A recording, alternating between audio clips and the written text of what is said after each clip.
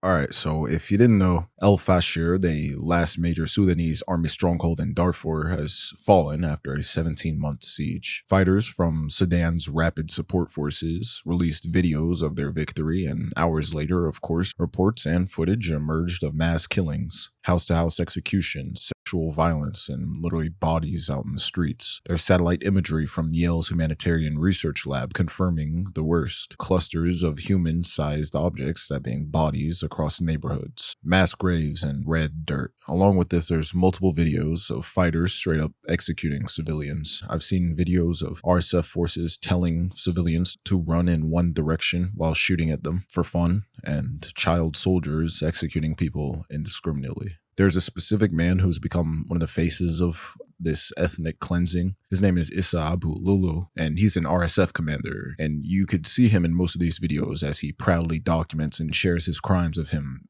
executing innocent people. It's crazy. Now, this isn't an isolated outbreak of violence, nor is it a sudden crisis, as Sudan's Rapid Support Forces is the direct descendant of the Janjaweed, which we've talked about, the Arab militias that carried out the ethnic cleansing and genocide in Darfur in the early 2000s. This isn't a jihadist group. They're not attempting to establish an Islamic state, despite most of them being Sunni Islam, as the groups that they target are largely Muslim as well. This conflict has been about ethnic identity, land, and power, not theology. This violence is rooted in Arab versus non-Arab divisions and racial ethnic superiority narratives in the Sudanese government's strategy of historically using Arab militias to control or punish other groups. It's also been widely reported and acknowledged that the Rapid Support Forces enjoy covert backing from the United Arab Emirates. This link is not just political, but also economic. It's built on Sudan's gold. So roughly 90% of Sudan's official gold exports flow through the United Arab Emirates, and analysts believe that even larger volumes are smuggled through informal channels that bypass the state. And because the RSF seized control of many of Sudan's richest mines, Hemedti,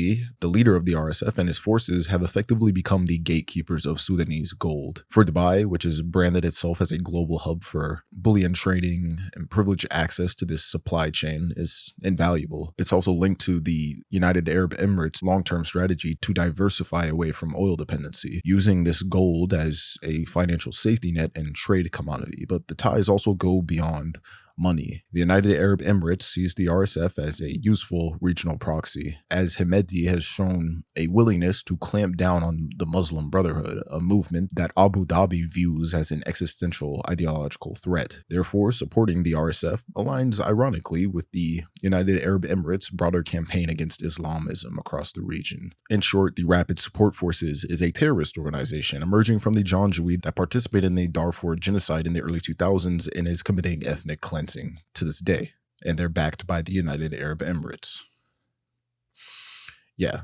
Now, these relationships between governments and questionable organizations is not new. In 2014, the United Arab Emirates also saw Abu Dhabi armed and funding the Libyan National Army, attempting to influence Libya's civil war while gaining leverage over ports and energy infrastructure. Iran did this same thing with Hezbollah in the 1980s, as Tehran built Hezbollah into a powerful militia by supplying weapons and money, gaining a proxy force in Lebanon that doubled as a political and economic player. The US has also done this, as under Reagan, they funneled weapons, money, and training to the Contras, a right-wing rebel group fighting the leftist Sandinista government in Nicaragua. Now, firstly, before we get into all the history, I want to apologize for making these last-minute videos. I don't want this to become a news channel, which is why I try to expand on more of the history. But also, there's just so many things that are going on in the world that is just like crazy.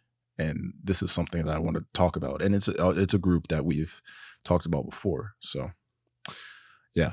So firstly, we have to talk about the origins of the Janjaweed. And the Janjaweed did not appear suddenly in the 2000s. Their roots stretch back to the political, ecological, and ethnic upheavals of the late 20th century in Sudan. Darfur, a vast region in western Sudan, roughly the size of Spain, had long been marginalized by the central government in Khartoum. Underfunded, underdeveloped, and politically sidelined, Darfur was left vulnerable to shifting ecological pressures and tribal conflicts that the state would later exploit. During the 1970s and 1980s, the Sahel region, including Darfur, was struck by severe drought and desertification. Arab nomadic herders who traditionally moved across the Sahel with their camels and livestock would be forced into south areas inhabited by non-Arab farming communities, such as the Fur, Masalit, and Zagwa, and these migrations would set off violent disputes over land, grazing, and water rights. And over time, what had once been seasonal clashes between herders and farmers would take on a deeper ethnic and racial dimension. Many of the nomadic groups identified as Arab, while the farmers that were settled there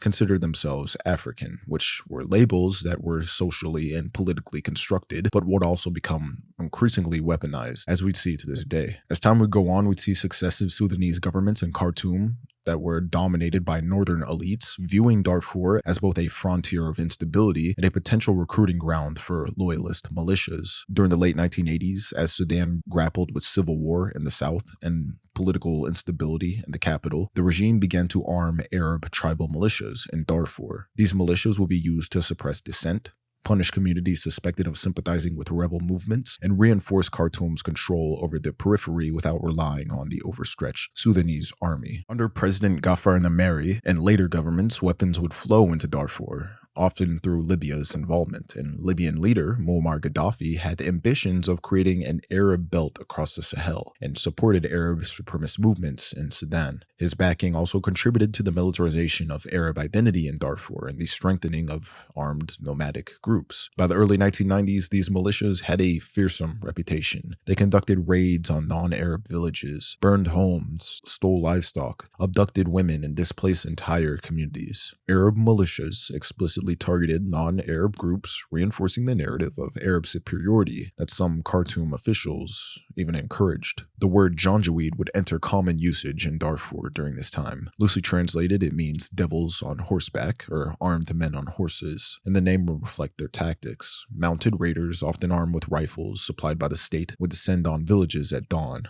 overwhelm unarmed civilians, loot whatever they could, and leave behind bodies and ashes. And survivors would even consistently describe the attackers as shouting racial slurs and framing their violence as a campaign to drive out Africans from Darfur's lands. Although Khartoum often denied direct responsibility, evidence shows that the government not only tolerated but actively supported the Janjaweed. Military officers supplied arms, turned a blind eye to raids, and sometimes coordinated attacks with regular Sudanese forces. The system of proxy warfare allowed the central government to destabilize certain regions, weaken non-Arab communities, and maintain plausible deniability in the face of international criticism. By the mid-1990s, the Janjaweed had become a fixture of Darfur's political landscape. They were not yet a highly centralized paramilitary force, but they had established the key features that would define their reputation. Now, by the early 2000s, Darfur was a tinderbox. Years of ecological crisis, ethnic polarization, and state neglect had left the region fragile. The Sudanese government in Khartoum under President Omar al-Bashir was already bogged down by the decades-long civil war in the south. But Darfur's marginalized communities increasingly demanded political representation, development, and protection, and when these demands were ignored,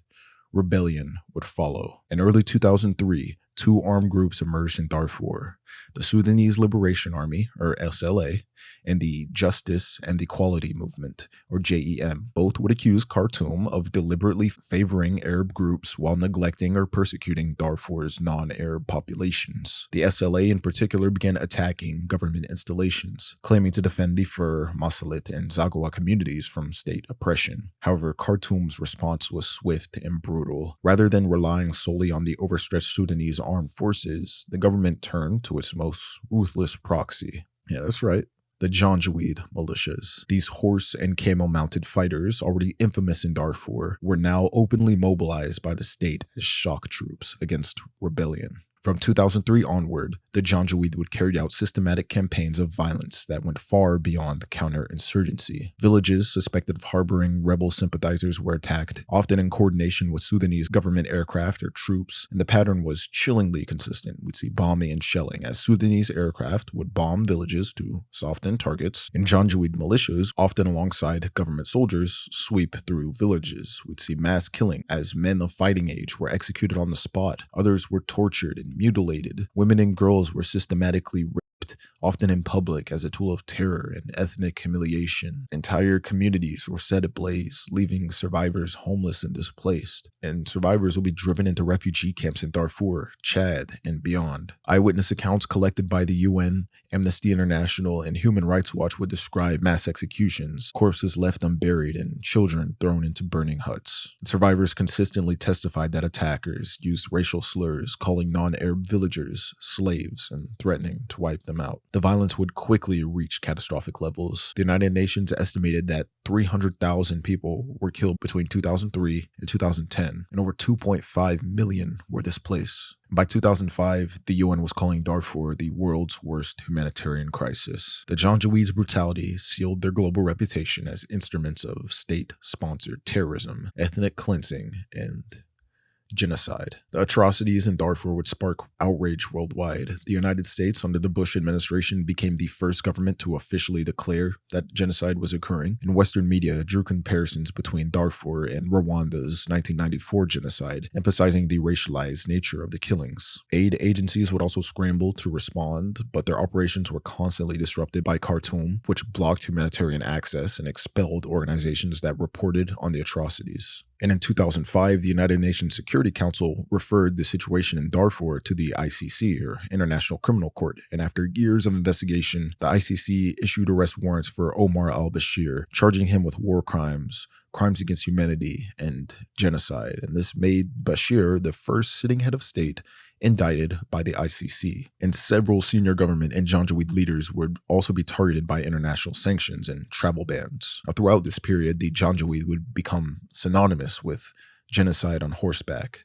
The raids were immortalized in survivor testimony, satellite imagery of burned villages, and global advocacy campaigns. And although fighting diminished after 2007, we'd still see sporadic violence continue for years, as villages were still attacked, camps were raided, and civilians lived under constant fear. For the Sudanese government, the campaign had been effective. Darfur's rebellion was crippled, non-Arab communities were devastated, and the Janjaweed stood ready to be reshaped into a more formal force. For the government, the Janjaweed were both a liability and also, unfortunately, an asset.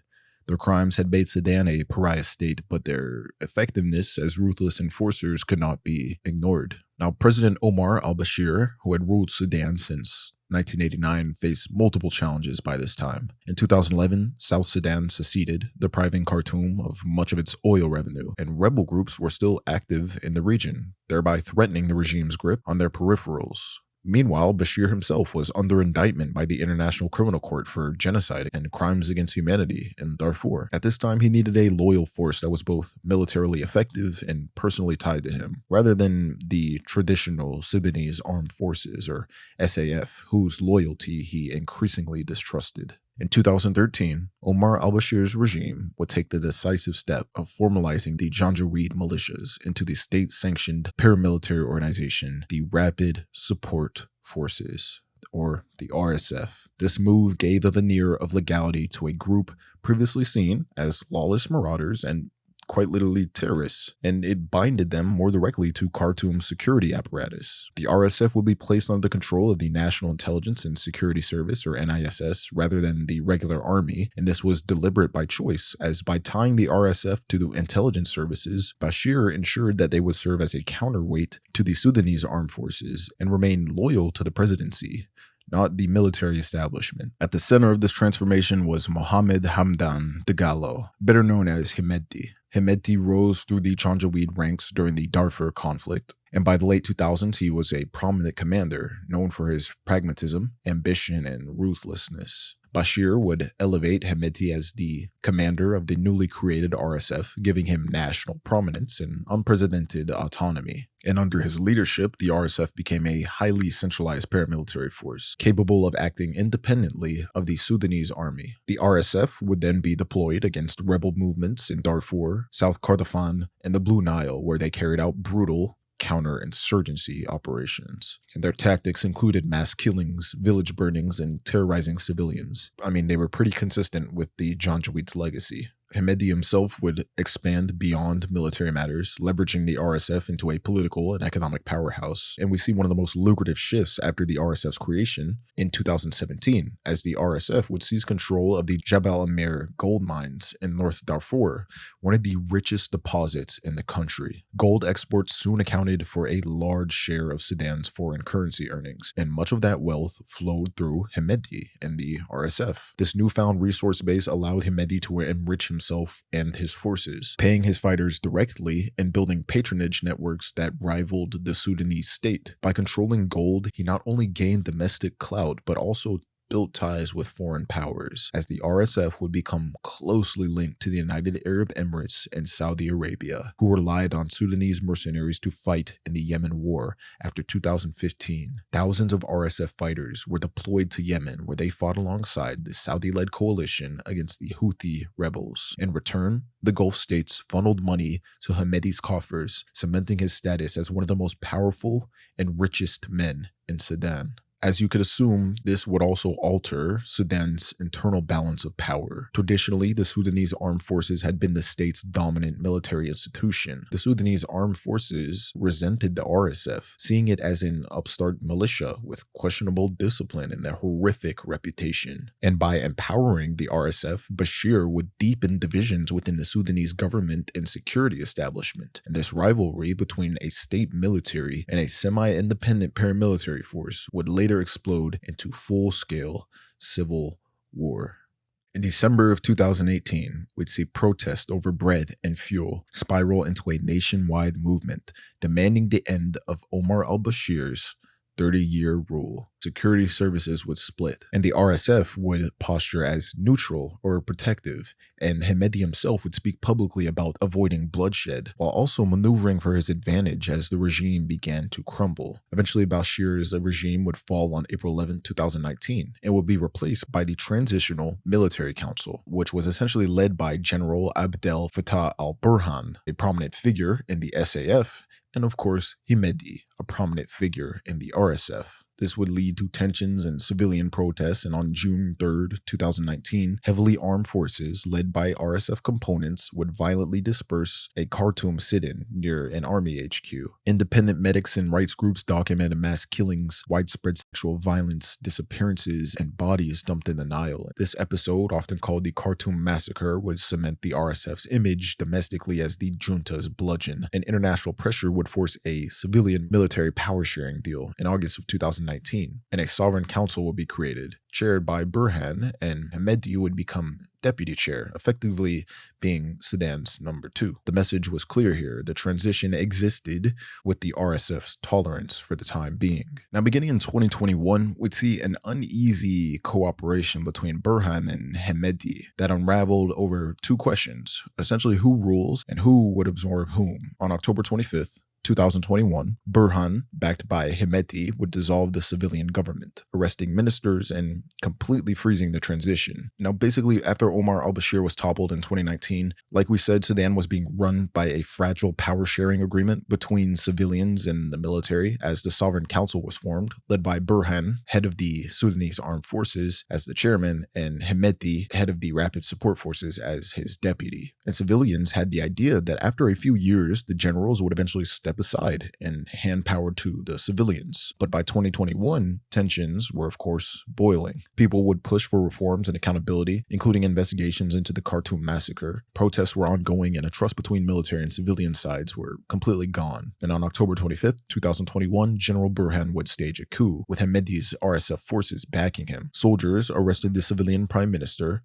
Abdullah Hamdok, and other ministers, completely dissolving the Sovereign Council, and would declare a state of emergency. Like I said, the coup did not settle the underlying power struggles between Burhan and Hemedi. It was kind of the enemy of my enemy is my friend situation. They were both attempting to retain power. It kind of reminds me of Game of Thrones. Anyways, with no civilian government in the middle, The two strongest men in Sudan were left face to face, and they had an uneasy alliance that was bound to collapse. Negotiations will begin over merging the Rapid Support Forces into the Sudanese Armed Forces, and Hamedi insisted on a long timeline that would preserve RSF autonomy. However, during this time, both sides would stockpile allies, weapons, and positions around Khartoum and Darfur. And if you're following this, it doesn't take a genius to figure out what was about to happen. On April 15th, 2023, we'd see clashes in the capital, exploding into a nationwide conflict between the SAF and RSF. Within days, RSF fighters seized or contested Khartoum International Airport, key bridges, and neighborhoods around the presidential palace and army HQ, using urban hide sites, looted bases, and civilian structures for cover. In West Darfur and elsewhere, RSF and allied Arab militias were implicated in large-scale atrocities against Masalit and other non-Arab community. We see mass killings, systematic sexual violence, and the destruction of displacement camps, continuing their long-standing patterns from the Janjaweed era. RSF forces would also target border crossings and corridors to Chad, Libya, and the Central African Republic, attempting to establish smuggling and supply routes for the coming war. And control over these arteries provided fuel, weapons, and cash. Throughout 2023, we see indiscriminate shelling by both sides, detentions, and obstruction of aid. And with state institutions fractured, the RSF's pre-war advantages, that being independent funding, flexible command, and foreign ties, translated into holding power in parts of Khartoum, much of Darfur, and key cross-border zones, while the SAF leveraged air power and artillery from safer zones. By the end of 2023, Sudan had plunged into a devastating civil war that was driven less by ideology and more by what ended up being dueling security empires, that being a traditional army defending its corporate primacy and a paramilitary conglomerate fighting to keep its autonomous power, money, and foreign backing. Across 2024, RSF operations in Darfur would mix urban sieges with village clearances. In West Darfur would see documentation continuing to stack up, reporting mass killings of fleeing convoys, bodies in the streets, and the targeting of those perceived as Masalit leadership, and the pattern was consistent with ethnic cleansing and crimes against humanity. Meanwhile, El Fasher, the last major SAF stronghold in Darfur, would begin to feel a tightening noose. RSF roadblocks, artillery and drone strikes, intermittent shelling of markets and residential areas, and progressive enclosure of the urban perimeter. By late 2024, independent monitors described an entrenched siege with catastrophic humanitarian effects. And on October 26, the RSF would breach and eliminate the last major SAF positions. El Fasher would fall after roughly 17 months under siege. After this takeover, we'd see ongoing mass killings in multiple sites, including in hospitals, and we see fresh mass graves. And all of this has been provided by the Yale School of Public Health's Humanitarian Research Lab, who have thankfully published rapid assessments from high-resolution satellite imagery that can corroborate all of this.